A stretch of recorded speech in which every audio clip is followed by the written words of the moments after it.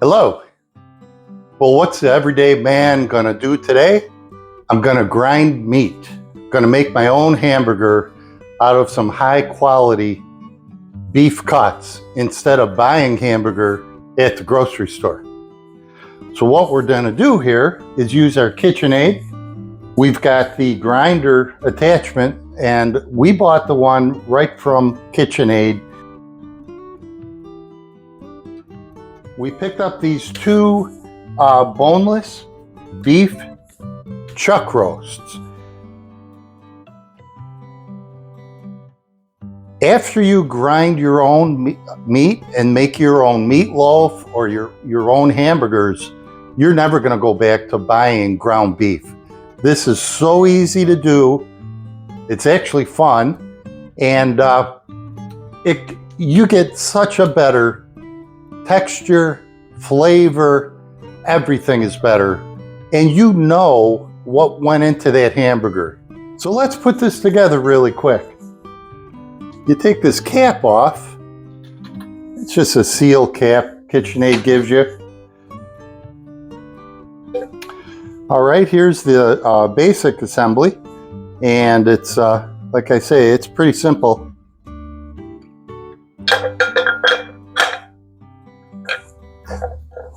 Pop the auger in, put your blade in.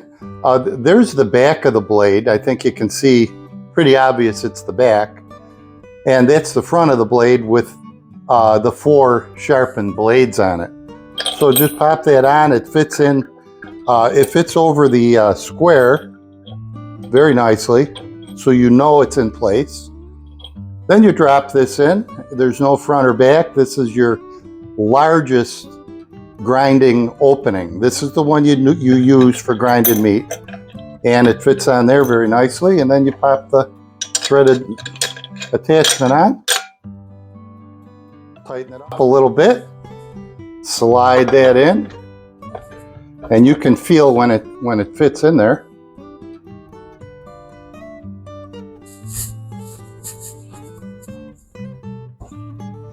You always want to lock down. You don't want it to be able to lift on you, although it's very heavy. So you want to lock it down behind here, and then put it on level 2. Right there. You're going to want to cut this up into pieces that will fit into that opening. Now this is about the size of the opening, the pusher, right? So you don't want to have to squeeze it into the opening. You want to almost be able to drop it in. So very simply, give it a cut.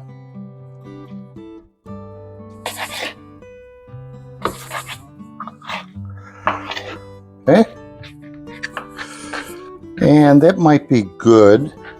And then you can cut it into strings, or you can just do chunks, is fine.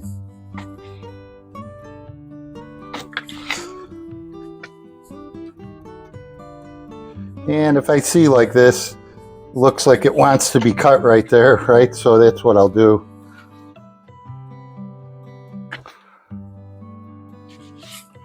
Knife is kind of dull. Yeah, you know, what else is new, right?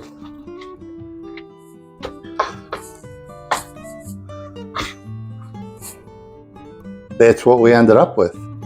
Now that's like I say, that's almost 6 pounds. It's beautiful, isn't it? It's got a really nice amount of fat content, and this is going to be great. Okay, so the next step is we're going to grind it up. Okay, so we're all set to grind the meat. My wife is going to do the grinding, and what I always do is cut it up into chunks, and as I'm cutting it, I'm handing it to her. Today we did it a little different because I wanted to show you how much you get from 5 pounds. This is about 5.5 pounds of that ground chuck. So we're going to set it on setting number 2. Is that what it was? Setting number 2. You don't have to lube it up or put any oil in it or anything. And you just start putting it in.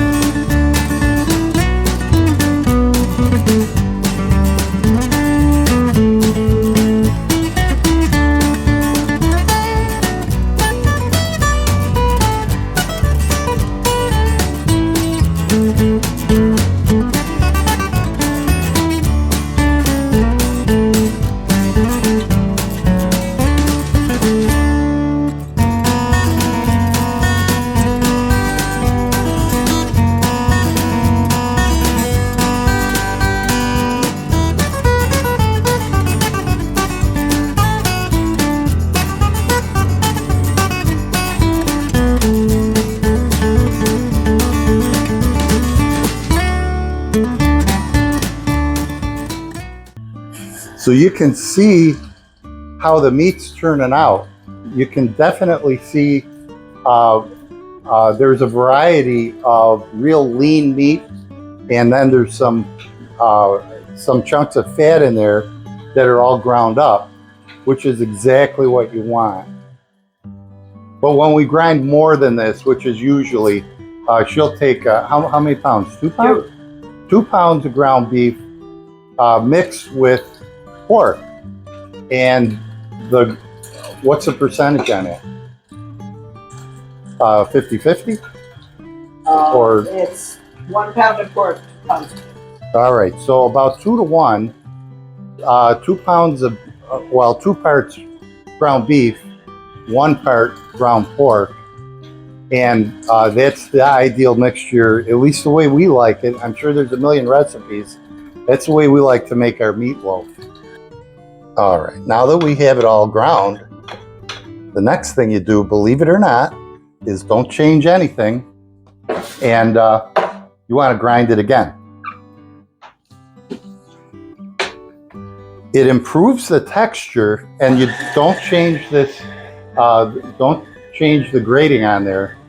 Just go ahead and put it through a second time. And we kind of didn't believe it when we read it, but it works a whole lot better. It comes out, even though you didn't change the hole size on the grinder, it comes out a finer grind, it's mixed better, and it makes a whole lot better hamburgers from a texture standpoint. If you try and make the hamburgers out of this, they fall apart real easy. You put them on the grill and they'll break apart sometimes, whereas they stay together better this way. And again, at least the way we make them, the only thing we do to this meat is we'll season it with a dry rub before we put it on the grill or in the frying pan.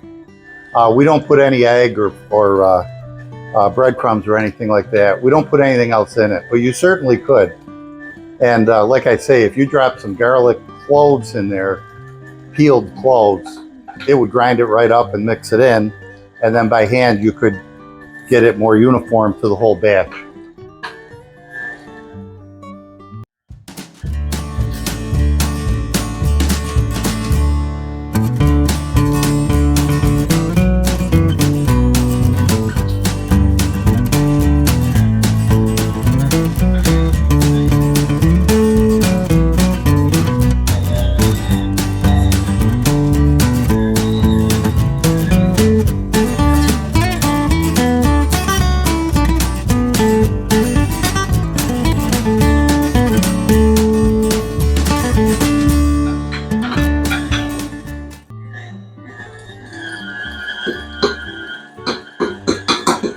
Good to the last drop. Okay, now we're going to make the hamburgers. So I cut 3-size pieces of parchment paper, just regular inexpensive parchment paper, and into squares. And we like to do it this way because it comes out of the mold a whole lot easier. And it's all by feel. You know what? If they're not perfectly shaped or they're not exactly the same size, it doesn't matter. And I think my wife gets a feel for it here to know exactly what to put in. So we're going to make like 4 at a time, and then we're going to put them in the vacuum sealer and freeze them. So we'll have small packages of this frozen up to use whenever we want. Too big? Maybe?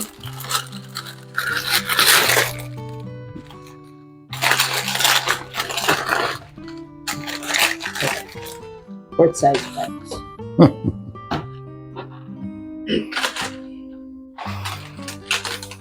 And it goes without saying, if you don't have a vacuum sealer, you have to get one. I mean, it goes hand in hand with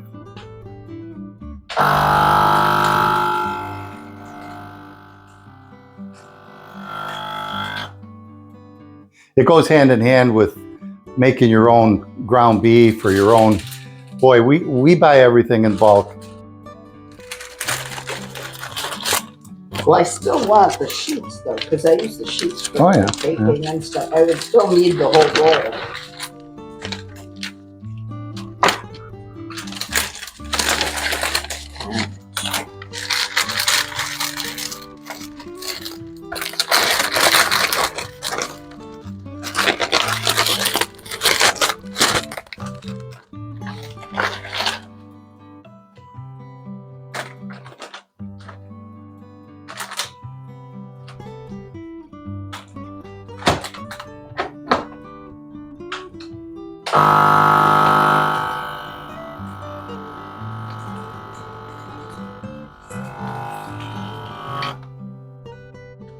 All right, there you go.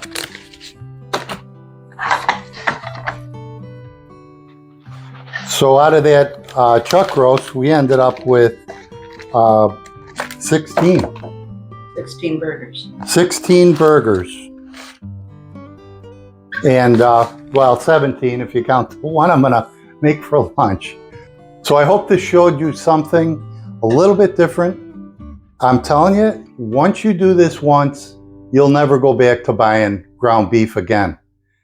So this is the Everyday Man saying thanks for watching, and we'll see you next time.